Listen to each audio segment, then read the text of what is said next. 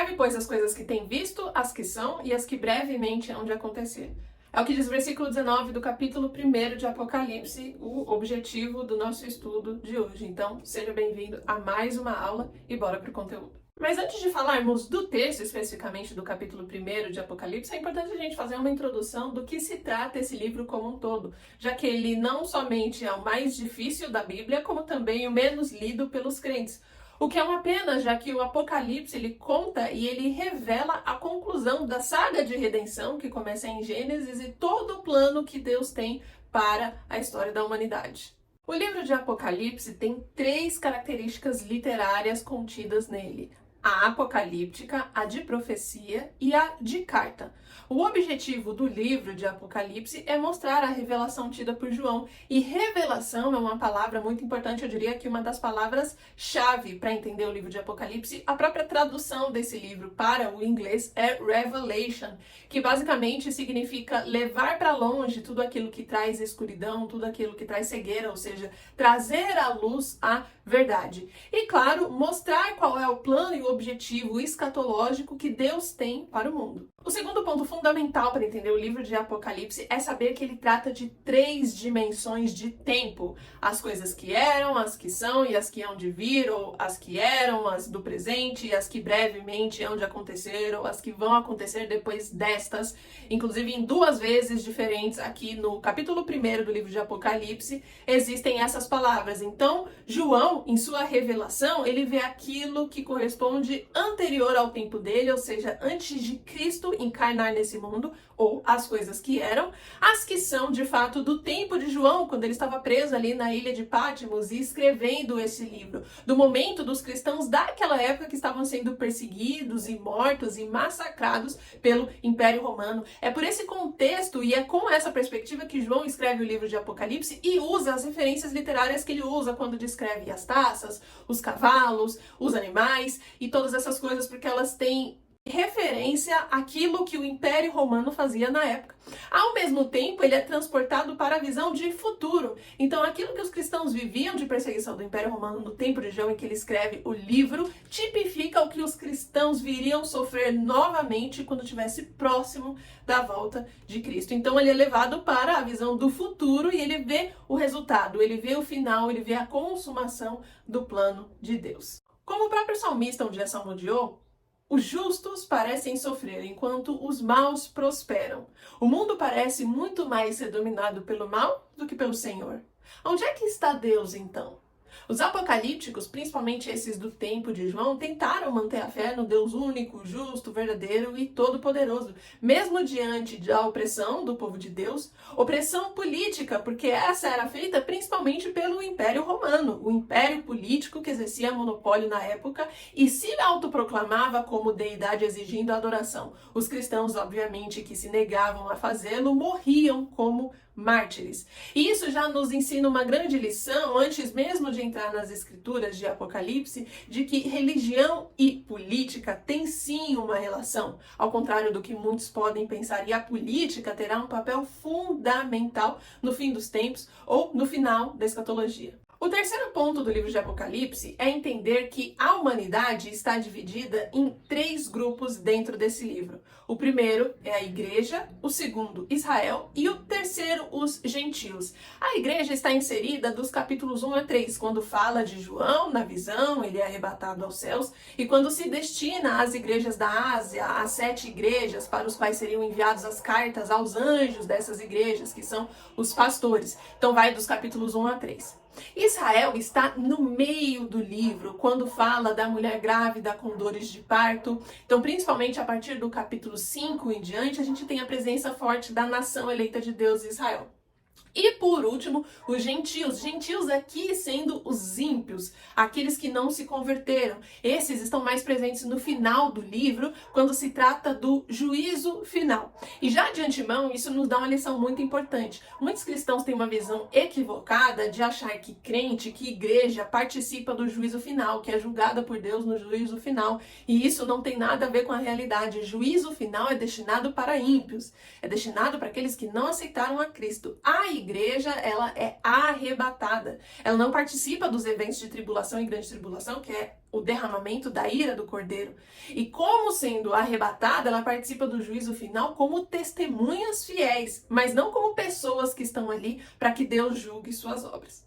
E eu entendo o Apocalipse particularmente como uma grande misericórdia de Deus, porque é mais uma das vezes que ele mostra exatamente o seu propósito. Ele conta quem ele é, o que ele faz, o que ele vai fazer e a participação da humanidade nesses acontecimentos, como ele fez algumas outras vezes durante as escrituras, como ele fez quando chamou Noé e anunciou o dilúvio e falou a Noé para que pregasse aquele povo e construísse uma arca e avisou o que aconteceria com aqueles que não quisessem entrar na arca, de forma similar como fez com Abraão quando o chamou e o prometeu que sua descendência herdaria uma terra, a de Canaã, como também fez com Moisés quando o chamou e o convocou, vocacionou a liderar aquele povo que estava no Egito para que voltasse à sua terra natal. E no Apocalipse, Cristo o faz, revelando essas coisas a João, o seu servo.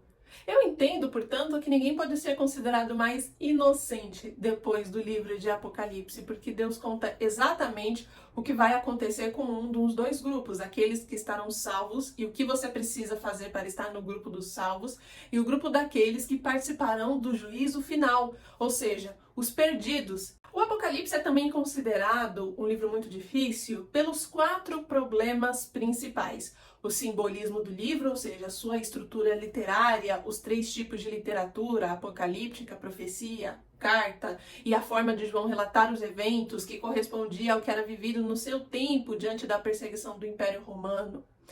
Os diferentes métodos de interpretação, ou os debates de interpretação do livro.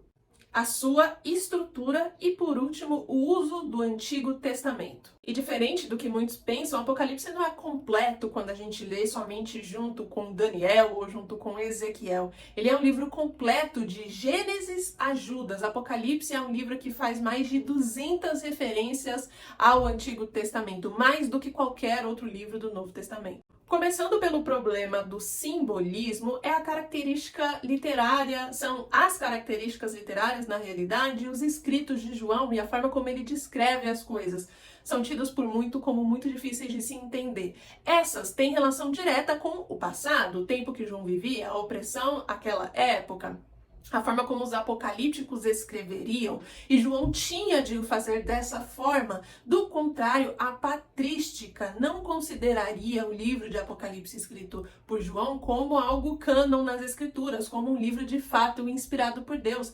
É por esse motivo que João, apesar de ter tido a revelação e ter sido transportado nas dimensões era, é e há de vir ou hão de acontecer, ele não poderia relatar algumas coisas com uma precisão do século 21, do contrário, um alegariam de louco. E, novamente, o livro não teria entrado e não teria sido considerado como uma inspiração divina. Então, há muito preterismo nos escritos e no simbolismo de João, ou seja, coisas que já aconteceram, mas, e tem muito isso no livro de Apocalipse, há uma tipologia, ou seja, é algo que já aconteceu, que prevém ou que traduz uma realidade prática, e nesse caso futura, de que aconteceria de novo. Então a realidade do tempo de João, o presente dele, condiz com o que vai acontecer novamente, portanto também profético. Sobre a estrutura do livro. O livro de Apocalipse é o menos lido pelos crentes, principalmente dos capítulos 4 ao 22.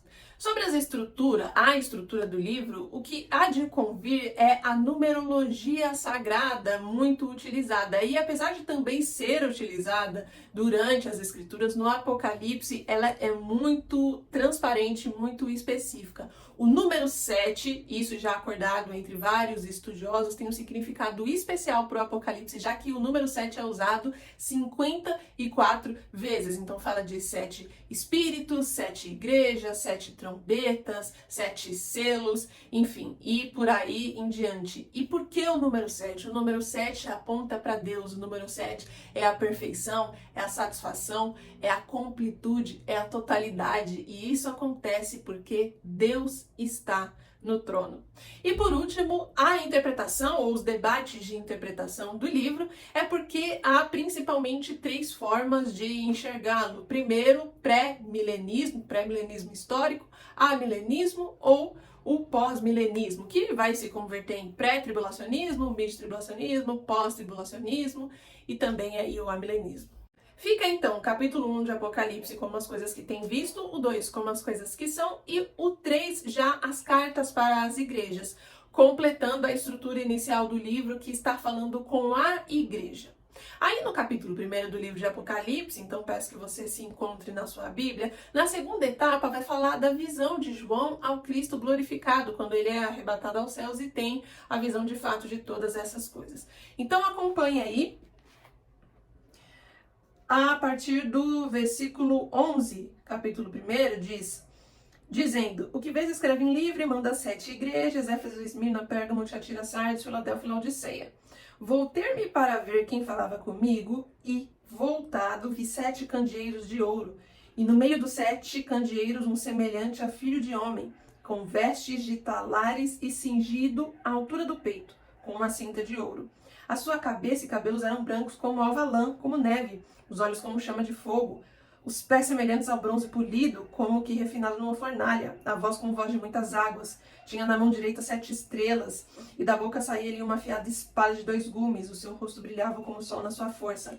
Quando vi, caí a seus pés como morto, porém ele pôs sobre minha mão direita, dizendo: não temas, eu sou o primeiro e o último, e aquele que vive. Estive morto, mas eis que estou vivo pelo século dos séculos, e tenho as chaves da morte e do inferno.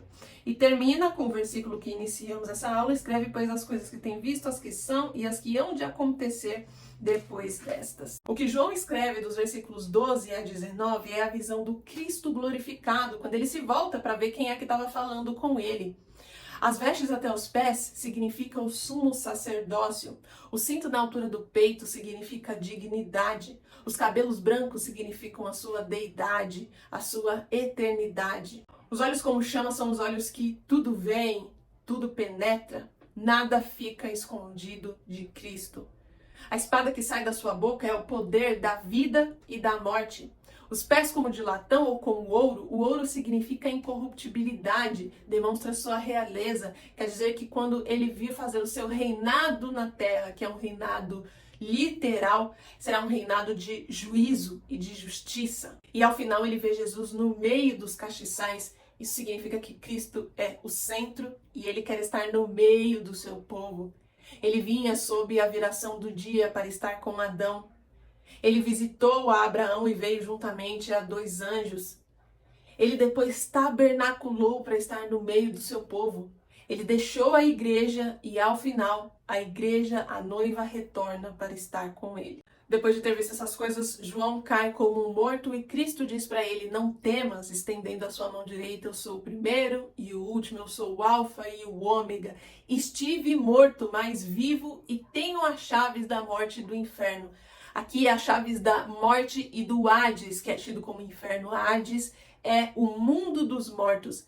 É onde fica o lugar de tormentos, é onde ficava o seio de Abraão.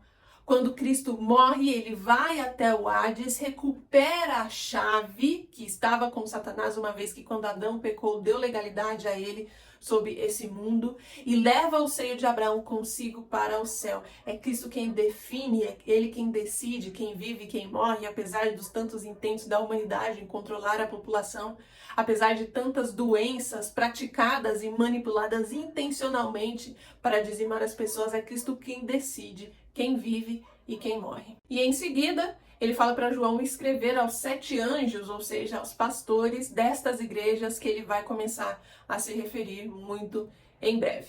Bom, então é isso. Eu espero que esse estudo tenha te agregado. Marque e compartilhe com alguém que precisa aprender Apocalipse com você, que precisa aprender qual é o fim de toda essa jornada, qual é o fim desta saga. E principalmente, eu te vejo na próxima.